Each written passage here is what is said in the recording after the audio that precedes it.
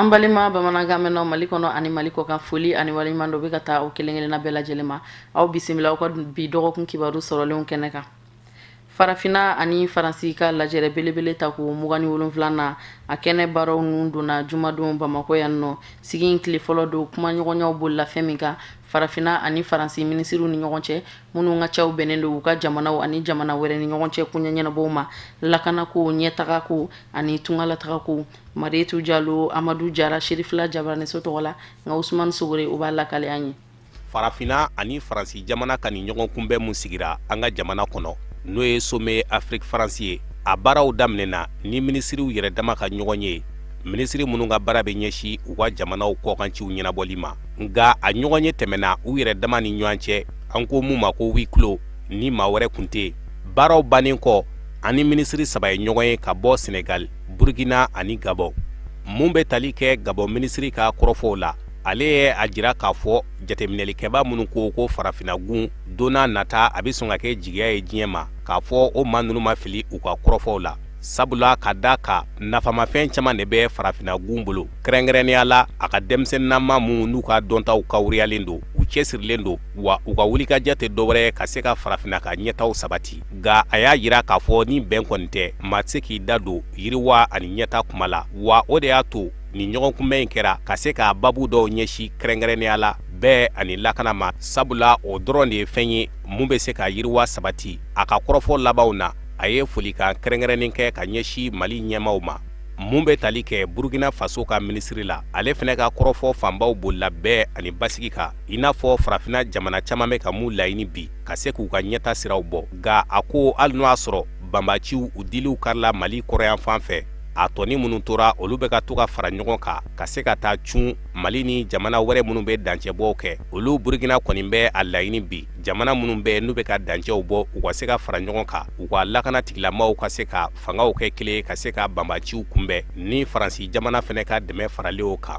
Senegalikaw ka minisiri kɔni ye a jira k'a fɔ laɲini minnu nalen don kɛnɛ kan u bɛɛ lajɛlen bɛnna k'a ta ka don ba la walasa a ka se ka taa bila jamana ɲɛmaw ɲɛkɔrɔ u bɛnna o fɛn minnu kan o dɔ bɛ tali kɛ lakanako banbaciya kɛlɛli ani ka kunbɛli kɛ kɛlɛw la ani u da sera kɔrɔfɔ wɛrɛw ma minnu bɛ tali kɛ ɲɛtaga a kumaw la sira bɛɛ lajɛlen kan fo ka taa se waati yɛlɛma kumaw ma o mun tɔɔrɔw bɛ ka se farafinagun ma kunnafonidila 300 olu de nalen don Mali jamana kɔnɔ kana fara Mali jamana kɔnɔ taw yɛrɛ kan walasa kunnafoni lajɛrɛ in senfɛ a bɛ se ka cari ka di cogo ɲuman na cogoya min na kunnafonidila ninnu u bɛ baara la cogoya jumɛnw de la wulikajɔ fɛ Mariétou Diallo an ka jaabi sɔrɔlenw lamɛn. En tout cas journaliste kɔni ka fan fɛ an bɛ se k'a fɔ an nimisi wasara an natɔla CICB fana na sɔgɔmada in na vraiment degun foyi ma sɔrɔ an mana badji yira yɔrɔ o yɔrɔ u kɔni u bɛ fuyeli kɔni ko jagoya de parce que an bɛ waati min ko sisan janto yɛrɛ la de ɲɔgɔn tɛ bɛɛ kan k'i janto yɛrɛ la wala an tɛ jigi fanga mɔgɔw la u ye baara ɲɛnama kɛ o sira kan parce que n'u m'a kɛ tan fana a man ɲi parce que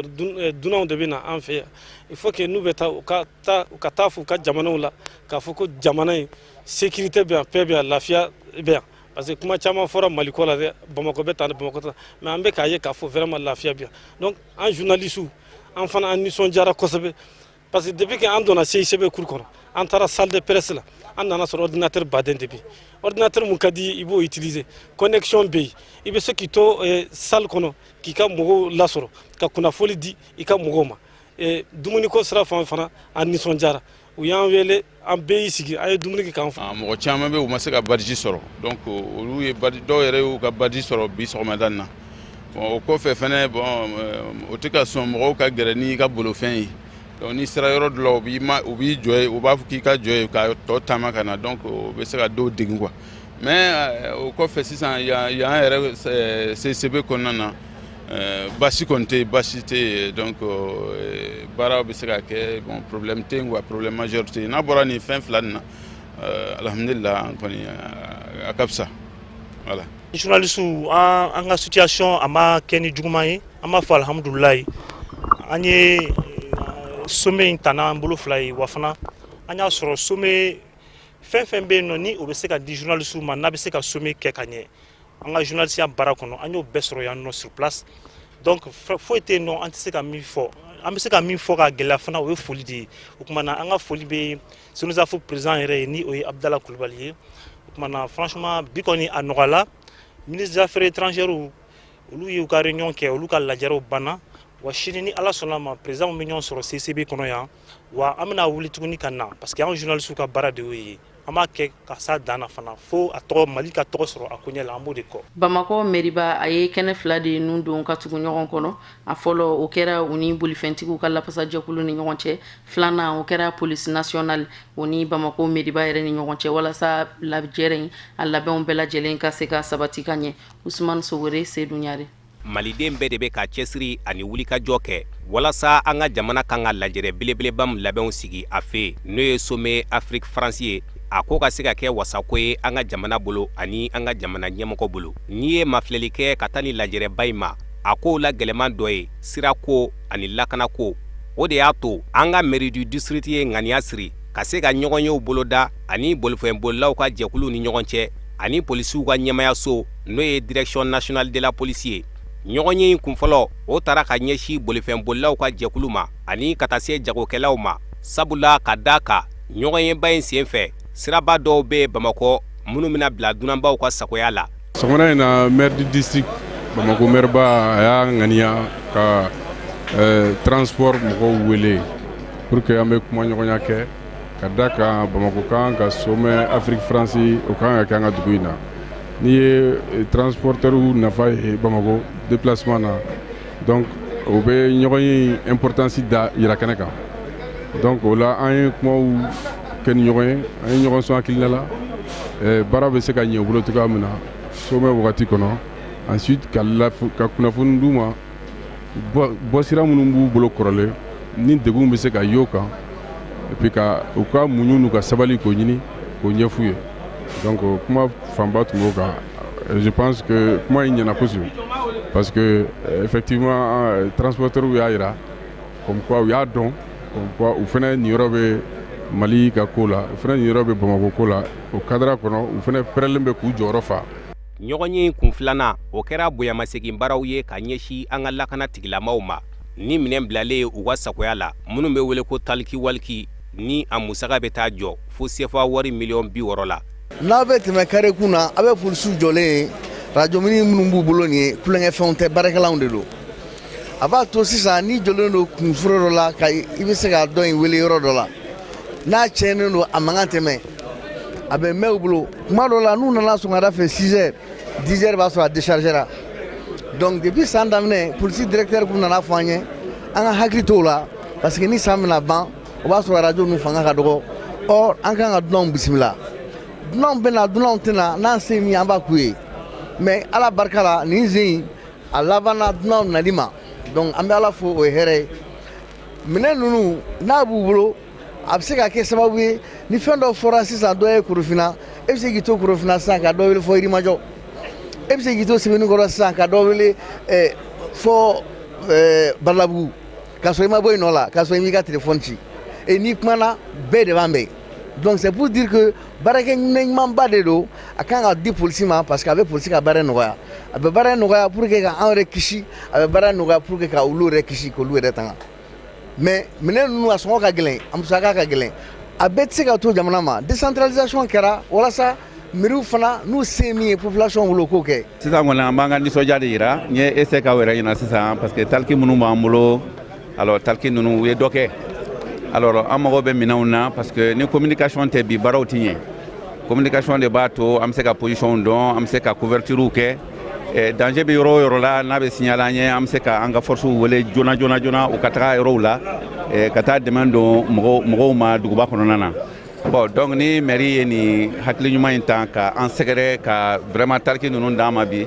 ani nisɔndiya de bɛ ɲɔgɔn na directeur y'a fɔ sa tubabukan na ani nisɔndiya de bɛ ɲɔgɔn na an b'u fo k'u barikada nin t'u siɲɛ fɔlɔ ye k'a kɛ u ye dɔ kɛ ka kɔrɔ sisan u ye dɔ wɛrɛ fara kan hali bi an jigi b'u kan ani minnu bɛ vraiment an dɛmɛ k'an jigi da bɛɛ lajɛlen kan u ka continuer ka force de police dɛmɛ ka force de sécurité dɛmɛ d'une manière générale parce que n'i ye force de sécurité dɛmɛ i bɛ kan k'i yɛrɛ de dɛmɛ. an bɛ aw ladɔnniya k'a fɔ lajɛrɛba in sen fɛ siraba minnu bɛna bila an ka dunanbaw ka bolo kan o dɔw bɛ tali kɛ avenue CEDEAO la avenue Kwame Nkrumah avenue du Mali avenue du 5 septembre, boulevard de l'Indépendance, boulevard de l'Isère, la voie d'accès à la cité du Niger, Sirabambeta Nundo, cité du Niger la, boulevard Bouteflika, Kanase Pont Fadma, Barao Bela Djele Kunchera, ni Shirifu Mofa Haidraka Douaouye, ale mi groupement des leaders spirituels musulmans du Mali, o ka représentant Kenenka. Jagokɛla mangamanu ka lapasa jɛkulu sinako dem u ye kunnafoni kɛnɛ dɔ sigi sen kan walasa k'u ka jɛkulu mɔgɔw bɛɛ lajɛlen ladɔnniya sommet Afrique France lahalayaw la. Amadou Kamara, Seydou Ɲare, Sherif Lajabara ni so tɔgɔ la. Jagokɛlaw ka lafasa kulu min bɛ ni an b'a wele ko sinako dem a ye kunnafoni di kɛnɛ dɔ sigi yaasa ka Mali jagokɛlaw ka u ladɔnniya lajɛrɛ belebele min ni an ka jamana bɛ k'a labɛn kalo tile 13 ka taa bila kalo tile 14 na n'o ye sommet Afrique France ye n'ale ye Faransi jamana ni farafina jamanaw ka ɲɔgɔn kunbɛnba ye ni nin y'a ta ko 27nan ye. An ye kunnafonidilaw wele n y'o de fɔ ka fɔ ko sommet France Afrique bɛna kɛ Mali la. Jagokɛlaw jɔyɔrɔ ka bon a kɔnɔna na kosɛbɛ kɛrɛnkɛrɛnnenya la jagokɛla d'État jɔyɔrɔ ka bon a kɔnɔna na kosɛbɛ donc a fɔra ka fɔ ko sommet France Afrique dabɔra pour que an ka jamana image ka se ka feere kɔfɛ mɔgɔw ma image feereli dɔ ye jumɛn ye sugu ye cogo ɲuman ka ɲɛ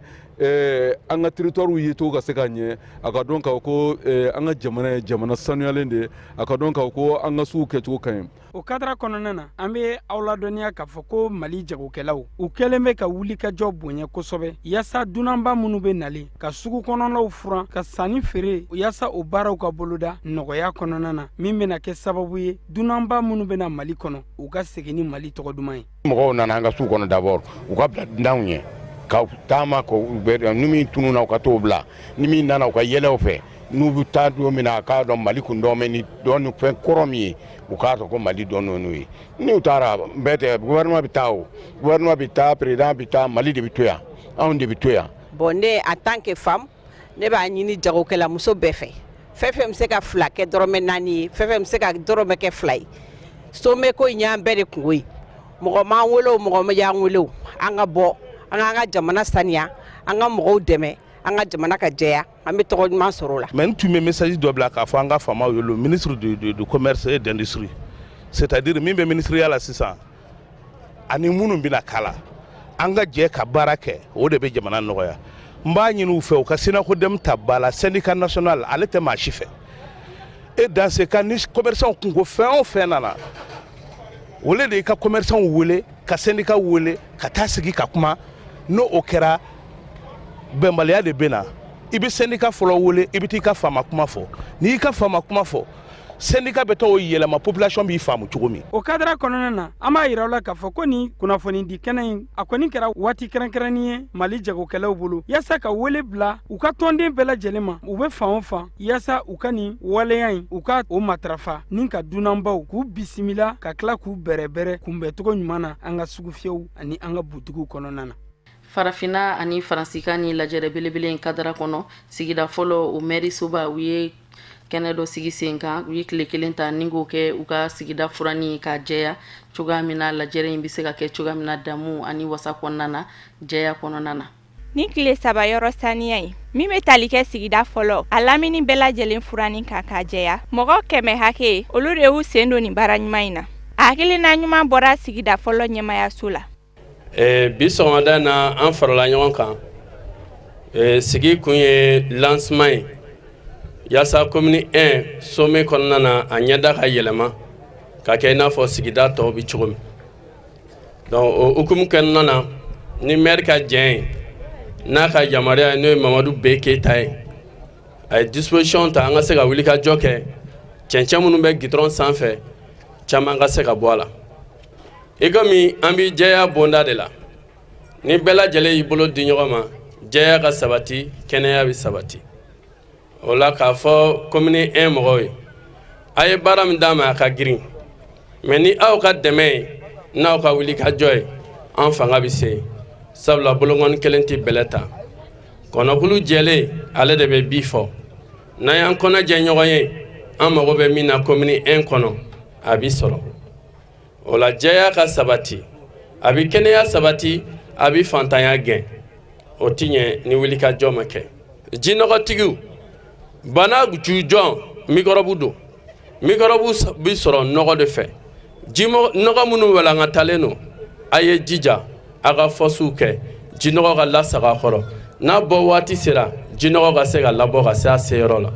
donc la o use kɛlɛ an bɛna daminɛ ni aw ka fanga ye fanga tɛ an na dɛ n'aw ka jɛn ye sabula ni an bɛɛ tora an yɛrɛ ma a ka ca la degun barika bɛ bonya. Mairie a n'a ka conseiller 44 u ka hakilina de ye sigida fɔlɔ o ka se ka jɛya ka tɛmɛ sigida bɛɛ lajɛlen kan Bamakɔ kɔnɔ walasa o bɛ se ka kɛ misali ye sigida tɔw bɛɛ lajɛlen bolo. N b'a fɔ yɔrɔ yɔrɔ ni n taara n bɛ segin a kan tugun n ka cɛkɔrɔba ye fɛn saba fɔ n ye sani a ka ban a ko Madu n'Ala ye kɛ ɲɛmɔgɔ ye kuma ni saba bɛ n b'o f'i ye o kana b'i kɔnɔ ko n'Ala ye kɛ ɲɛmɔgɔ ye i kelen tɛ se fɛn bɛɛ la i kelen tɛ se ka fɛn bɛɛ dɔn i kelen kana fɛn bɛɛ dun o kɔrɔ ye tilali de ye bon tilali dun fana ye o ye mun ye o ye baara de ye ni baara kɛra fana ni hɛrɛ sɔrɔla bɛɛ ka se k'i dahirimɛ sɔrɔ an nana o de kama donc bɛɛ ka wuli an ka fara ɲɔgɔn kan an k'an bolo di ɲɔgɔn ma k'an ka commune nin dilan an kana fɔ ko événement bɛna an ka commune kɔnɔ pour que an ka yɔrɔ furan bɛɛ k'i ka soda furan ka ɲamaw cɛ k'a bila k'an ka ramasser yɔrɔ min na an bɛna disposition ta ɲamaw ka cɛ k'an ka commune assaini o de an ka priorité ye fɔlɔ bi ka commune assaini ka jiko problème ma filɛ ka sɔrɔ k'an ka commune sécuriser n'an sera k'o dɔ k'o la kalo saba bɛ kalo naani bɛ se yɔrɔ yɔrɔ commune bɛ ɲaadɔ kɔrɔ yira. Sigida fɔlɔ ɲɛmayaso u ka baara bɔlɔdalenw tɛna da yɔrɔ jɛya dɔrɔn ma u kɛlen bɛ ka fɛɛrɛ ani dabaliw fana bila sen kan waleya minnu bɛ tali kɛ bagan minnu carin-carilen don sirabadaw ani bɔlɔnkɔnɔnaw la min bɛ kɛ sababu jugu ye ka sirabakan kasaraw caya f'a bɛ taa wolo mɔgɔw bɔnɛni na u ni na ka se ka dan sigi o waleya jugu ninnu na ayiwa bagan maralaw kalo kelen de dilen don aw ma a ka se ka yɛlɛma don aw ka taabolow la n'o tɛ n'an m'aw jɔ aw jɔyɔrɔ la sigida maa ɲɛmaaw b'a kɛ aw nɔ la. walasa saniya labɛnw olu bɛɛ lajɛlen ka se ka sigi sen kan Sommet Afrique France kadara kɔnɔna na jagokɛla mangamanu ani jagokɛlaw bɛɛ lajɛlen ka fara u ka soba kan ni o ye sesimi ye u ye sefa wari miliyɔn 20 o de ta k'o di gouverneur ma Bamakɔ walasa lajɛrɛ ninnu a labɛn baara bɛɛ bɛ se ka sabati cogoya min na Amadu Kamara Ibrahim Kulubali. I n'a fɔ a y'a fɔ cogoya min na lajɛ dɔ bɛna kɛ an ka jamana kɔnɔ yan a ka ca san kelen o san kelen dɔ a bɛ ka labɛn u b'a fɔ lajɛ min ma ko Faransi ani africain pays minnu bɛ français kan fɔ Afrique France olu bɛna lajɛ kɛ yan nɔ ni y'a mugan wolonwula ye aw yɛrɛ b'a kalama a bɛ san 2 bɔ san 3 Faransi y'an ka jamana de choisi k'a fɔ k'olu ka abriter a ka kɛ an fɛ yan nɔ donc wulikajɔ bɛ ka k'a la depuis san joli bɛɛ bɛ ka fɛn dɔ kɛ i ka yɔrɔ la yen a soɲɛni an y'a ye k'a fɔ jamana bɛ cogoya min na bɛɛ ni jɔyɔrɔ don chambre de commerce ni jɔyɔrɔ mun ka kan minnu bɛ baara mun kɛ ka bolomafara kɛ ka ɲɛsin u ma k'u dɛmɛ u ka baara la sugu chambre ka mɔgɔ de bɛ o kɔnɔnaw la mais sugu ye maire ta ye sirabaw ye maire ta ye olu de bɛ nin kɔlɔsi olu de b'a furan